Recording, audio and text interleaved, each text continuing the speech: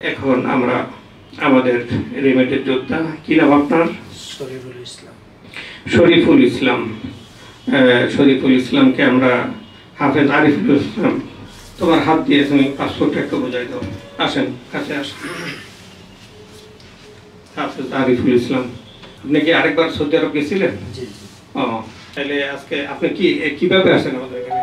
আমি অনলাইনে দেখছি, দেখে আমার সাথে মানে খুব একটা আন্তরিকতা হইলো, এই কারণে আমি পাসপোর্টটা দিয়ে গেছি। আপনি মানে অনলাইন ফেসবুকে দেখে জি জি জি জি জি। আচ্ছা, দেশের বাড়ি কোথায় আপনার? আমার বাবা নবীনগর।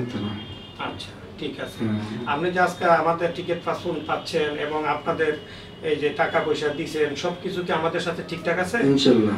যে কথা বলছি এই কথা এই পর্যন্ত কি ঠিক আছে? ঠিক আছে ইনশাআল্লাহ। ওখানে যাওয়ার পরে কি হবে সেটা বাকিটা আল্লাহর উপরে, তাই না? জি জি। এই পর্যন্ত যা দিয়েছি কথা এবং কাজ এবং আপনার টাকা পয়সা হিসাবপত্র আমাদের সাথে কি ঠিকঠাক আছে? সব ঠিক আছে ইনশাআল্লাহ। তাহলে আপনি ওখানে যাওয়ার পরে যদি আমরা ভালো সার্ভিস দেই আমাদের জন্য কি দোয়া করবেন? ইনশাআল্লাহ ফোন করে দোয়া করব এবং আমার ছেলে মেয়ে আপনাদের জন্য দোয়া করবে।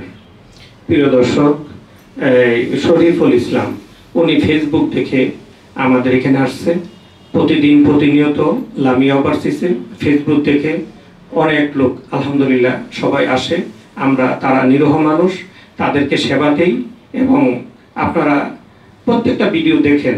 আমরা গ্রামগঞ্জ প্রত্যন্ত এলাকা থেকে আমাদের কাছে আসে, তারা সরল বিশ্বাসে আসে, তাদের আমানত আমাদেরকে দেয়।